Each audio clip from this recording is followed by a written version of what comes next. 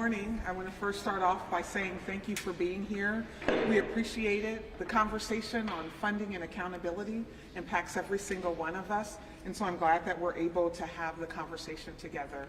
I think one thing is clear, and that's that we care about kids. And the conversation on making sure that we're able to support what's happening in our school buildings and our classrooms are extremely important. We know that our students thrive when they can meet their full potential, and we believe that adequate funding at the state level helps our students thrive. It helps them reach their full potential. I want to start off by saying that we agree with Governor Kotek on accountability systems. You know, I often like to say a quote that I heard a long time ago: a goal without a plan is a wish, right? And so an accountability system without support is aspirational at best. And so really what we wanted to be before you talking about this morning is that we're at crisis level. I think you all know that we're making a reduction of about $40 million. You know, right now we're at Roosevelt High School. We're at a school that stands to lose 5 FTE, from classroom teachers to counseling services and support services that way. And we know that some of that is attributed to the decline in enrollment, but not all of it, right? Our students are presenting with more need. You know, we need to continue to make sure that we're able to get resources to them and support them that will have them reach their full potential. And we're not able to do that without the funding, right? Educating a student today is vastly different than educating a student from a few years ago, right? Our needs increase, and as our needs increase, so should the funding. The other thing that I want to really emphasize is that we appreciate the $11.36 billion in education for the state of Oregon that's recommended by our governor. And we certainly appreciate that, and we could see the impacts that those funds will have. And we also know that without those funds, we stand to risk reducing by $60 million instead of $40 million. You know, for our budgeting process, we decided to count the governor's recommended budget, and that reduced our reductions to $40 million instead of $60 million. And so I want to emphasize that, right? Because our reductions isn't because of mismanagement. Our reductions is because of lack of funds at the state level. And so we've been asking for full funding of the quality education model, right? It's a constitutional obligation for our state to fully fund education, and we're here with that ask. You know, often people ask, like, what's really at stake? What's the difference? You know, I want to talk about our intervention specialists for a little bit. You know, right now, 64% of our students receiving foundational reading intervention are meeting or exceeding their individual goals. Where there's proof that when our students receive intervention, the needle moves, right? We have core enrichment teachers that are impacted. You know, many of our core enrichment teachers needing to be at multiple sites in one school day. We have libraries, and our goal and our focus is literacy, and I think that's at the highest level to the local level. And right now, we're not able to fully staff all of our libraries across Portland Public Schools, right? And it isn't because it's not a priority. It's because we don't have enough funds to do all the things that we need to do to support our teachers. Right now, every given resource that we have, we're prioritizing to classroom, intervention, learning, and we know that those funds aren't going as far as they could. And so, you know, we're really here with an ask, a plea to say that now is the time in this legislative session to make sure that education is funded, that it's a priority, and that we are addressing the funding at first the foundational level, which we believe is the QEM, fully funding the QEM. So I would love to answer any questions that you may have. Yes? You know, the recent research that was released about Oregon as we have a higher level of the students with a disability and students living in poverty, for example, that require more funding, et cetera. Can Can you elaborate on what that looks like from the ground? Like what kind of resources are provided in those instances, and why does that cost more? Yeah, absolutely. I appreciate the question. I think it's very important for our community to hear, for our legislators to hear, that Portland Public Schools is the only school district that's an urban school district in the state of Oregon, right? And so with being in an urban center, in an urban city, we know that there are different unique needs that our learners face, right? And our families being impacted by housing, things that are happening in terms of mental health, and then of course all of the services. So I will say that those items impact education. I also have our Chief of Student Support Services, Buno, here that can share a little bit more on the impacts of special education and our students who are receiving additional funding or needing additional support. Sorry, this is a more specific question for you then. Do you have any data on how the caps to students with disability support in Oregon affect your district specifically? How many students are not supported at extra levels who need that extra support? Yeah, sure. I appreciate the question. Jay Buno, I'm Chief of Student Support Services. So in Portland, we serve approximately 17% of our students in special education services, and the cap in Oregon for funding is 11%, and so that's approximately 8% of our students that don't receive the weighted funding. So what that means is that we have to fund our students through other means, which specifically is encroaching on our general fund. So that's millions of dollars that goes towards not supporting our students. So in citing specifically the research that was commissioned by the legislature that said that we severely underfund special education in the state of Oregon. How does that impact other students? I think some people don't necessarily understand the correlation of when you don't fully fund special education, how that impacts all of the students. Could you speak to that? So what it does is it says that we have to have other resources that are allocated for other students to serve programs for students that receive special education services. So we serve students whose programs can cost upwards of hundreds of thousands of dollars. And for a student with special education in the state of Oregon, we might receive $10,000, $20,000 to serve them. And so consequently what happens is students that cost hundreds of thousands of dollars, we will still provide the services for them, and that means that the resources are taken away from other students. For the superintendent, a couple questions. Last time around with the legislature, there was an ask for a certain amount of money. They provided that money, and then everybody said, oh, it needs to be far more than that. Where are you at this point with that? In other words, with the governor's, what she's asking for, you see that you're going to come back at some point and say, well, actually, things have increased, and we need more than that. Yeah, I appreciate the question. I will say that until we're fully funding the quality education model the way that it was set, we're going to continue to be in this conversation about inadequate funding. You know, we're in a complex system, right? And I know that oftentimes we want to kind of localize on the conversation of what's happening in schools. We also have significant transportation costs. You know, we have an obligation to make sure that we provide transportation to our students with IEPs, our students who live a certain distance, right? When buses break down, we fix those buses, right? When roofs leak, we make sure that we fix those roofs, and I can go on and on. Like, there are complex needs in our system, and so the quality education model isn't just about making sure that we have the resources in the classroom, it's making sure that we have the resources so that our district can thrive.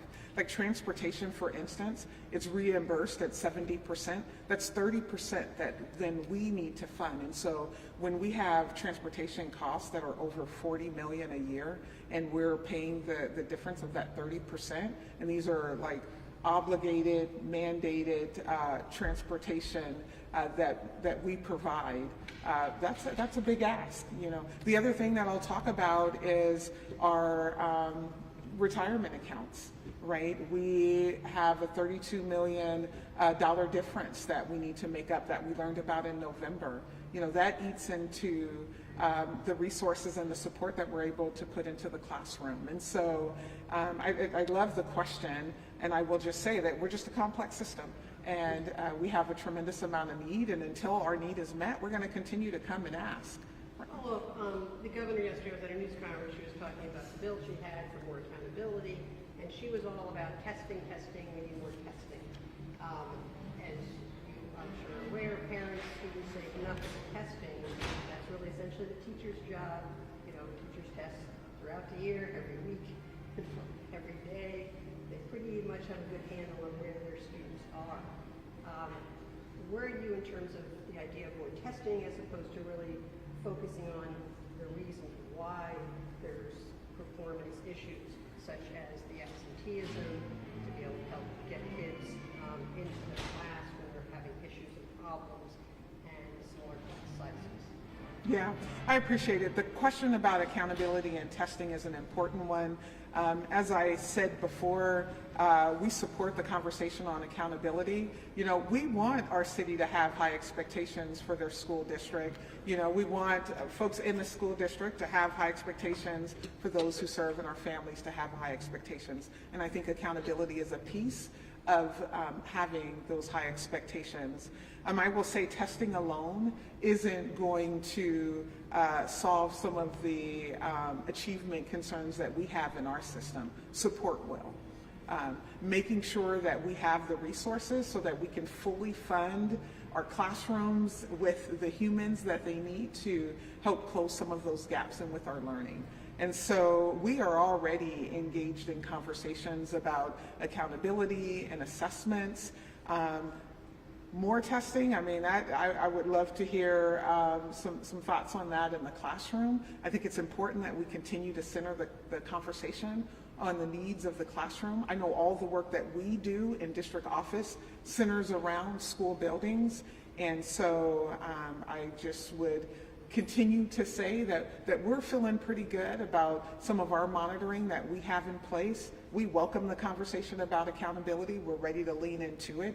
And with high expectations and high accountability should come high levels of support, high levels of funding.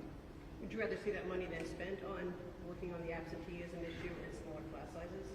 Well, I'd like to see the money spent in ways that wrap around the needs of our students, right? We continue to have students with complex mental health needs. We have students who are missing a lot of class. I don't know if it's due to health, due to family obligations, or disengagement. There's obviously different scenarios attached to different students. But what I can tell you is that absenteeism is, of course, a priority of us, right? Students aren't going to be able to learn if they're not in classrooms. So we want to continue to have the conversation and make sure that we're resourcing in appropriate ways. Superintendent Armstrong, thanks for taking our questions today. I'd like to ask you to drill down a little bit into some of the specifics of the governor's proposal, specifically her suggestion or her proposal that there be directed spending for school districts that are continuing to post low performance or multiple burdens of students year after year. I wonder if it's your expectation, given your understanding of her proposal, that Portland will qualify for that directed spending, and can you tell us a little bit more about what it would mean to have the state or the governor be in charge of deciding how up to 25% of our state school funds will be allocated? Yeah, that's a great question. I will say that we're still unpacking the proposal, and we look forward to seeing it as it's in its final state. So right now we're reading to understand and want to be in support of anything that's going to make a difference for our students in terms of positive outcomes. I will say, though, that we already in Portland are prioritizing conversations around our areas of need and our students who currently have high amounts of need. And I'm going to call Dr. Adams into the conversation that can speak a little more towards ways in which we're monitoring, collecting data, and setting our resources. Thank you, Dr. Armstrong. Good morning, everyone. Bernard Adams, Chief Accountability and Equity Officer. I think to your point, Julia, we are still analyzing what's been put forth by Governor Kotek We know internally, and I think you've sat through many of the presentations where we've taken data to the board that we monitor our MAP data, our graduation data, our OSAS data. As soon as we have data that tells us how all students are performing, we take those data to our board of directors so they can understand, and everyone can understand the current state of our students. And so what we continue to do is really try to focus more resources of the resources that we have, which we are saying is not quite enough to meet the quality education model. We continue to focus a percentage of those resources more heavily into schools and students where we have more focal students that need more support. We would love to be able to increase those supports with the quality education model. But until then, we will continue to lean into accountability. We are not satisfied until the bar is at 100% for all students, and we have a ways to go. So do you think that Portland would qualify for state intervention or state-directed spending under the governor's proposal, as you understand it? I'm not quite sure yet because the proposal, as I can understand it, calls for multiple years and begins a few years out. So hopefully by then we'll have turned the ship and things won't be quite as they've been the last couple of years. So I'm unable to say exactly at this time. State testing is still kind of below where it should be. You would say 100% right now, it's around that 55% mark in some, in others. How does funding then increase those test scores? Because students now, those high school freshmen that are just starting this year, were the fourth graders when they were sent home during the pandemic, and they're the ones that I think you're seeing the lowest test scores. Correct me if I'm wrong, but how does that funding then kind of translate to turning that shit around? Well, as Dr. Armstrong said, we're a complex system, so you can't draw a straight, bright line between funding and then test scores automatically go up. And there's more to measuring our students than just simply performance on the test, although we know states are required to set forth standards and then we're held accountable to students reaching those high standards. What I would say is every year we don't have adequate funding is a year we have to reduce programming that we know is critical for students. We have to make really tough choices. Dr. Armstrong talked about the work of our interventionists and how we're seeing positive gains for students. And this year we're having to look at reducing those interventionists by 20 FTE. And we know if we had additional funding, if we had the quality education model, we would be keeping those interventionists and possibly adding more intervention support, more social work support, more counseling support, because we know we need to wrap around students these days. It's not only about getting them to be successful in reading, writing, and mathematics. It's not only about teaching and learning, it's about those other wraparound supports that we know we should and can provide when we have adequate funding. But if the state said make do with what you have, can you meet those needs? We'll see. Thank you. When there's a lot of talk about when the extra funding hit. Can you talk about where you guys were at within the pandemic and inflation and all of that, when that funding actually hit your books, what year it hit your books, and the impact it made during the time frame, et cetera? Yeah, excellent. Great question. I'm calling forth my Chief Financial Officer, Michelle Morrison. Thank you. Thank you for your question. I can say that those pandemic relief funds came in 3 waves. And so as that happened, starting in 2021, we slowly started to build a plan. It was first a return to school plan it was more crisis response. And over the period of the next 2 years, the district was able to roll out a whole bunch of supplemental supports for students. And we are beyond that at this point and seeing some of those things go. The extra funds that the legislature set aside, what was it, 2019, did that also not hit till 2020? Maybe I'm getting my dates mixed up here. Are you speaking about the first year of the student investment account? Yes, thank you. Okay. The first year of the student investment account, we were only funded at 30%. And so we created these plans that were much larger than that and had to scale them back. Those funds are, today, they're still tied up in supplemental supports for students, really focused on those 4 targeted areas to create growth in those categories. But unfortunately, as we reduce our general fund spending over time, that increases the reliance on those funds as well. Folks, we're talking a lot about UEM today, but as you know, Oregon does spend about $1.5 billion nationally per pupil, right? And there certainly are states that spend significantly less per pupil that are seeing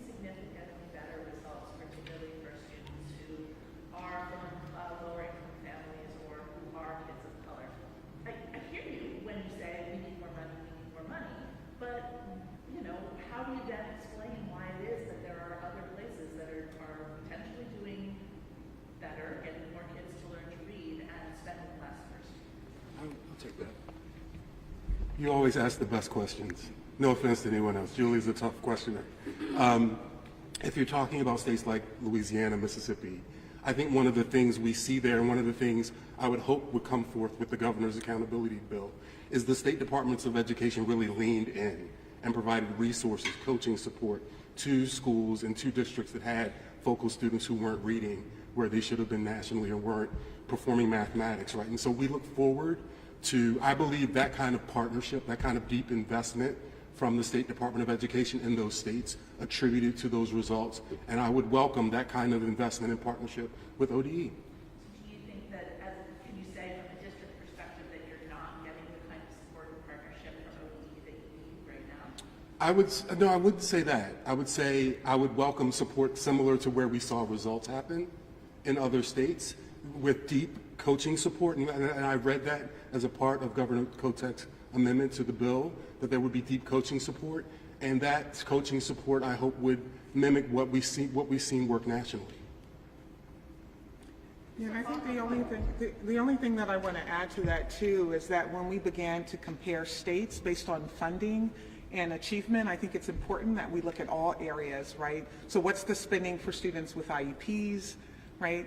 And what is the transportation cost? What are those obligations? I think it's clear, we've said multiple times, is that we have a tremendous amount of unfunded mandates, and it takes resources to meet those. I don't know how that compares to other states, and so I think the conversation is a little more nuanced than, you know, looking at achievement and spending and some of those other threads that we need to pull in there.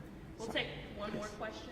Dr. Adams, just to follow, you mentioned about the 64%, or maybe superintendent did 64% meeting or exceeding their goals or receiving help currently. When you hear that, 64% is sort of just about half, I mean, roughly. So the whole idea of wanting more money, needing more money, but if the money that's being spent is only essentially doing that much, people wonder, like, then what are we doing wrong?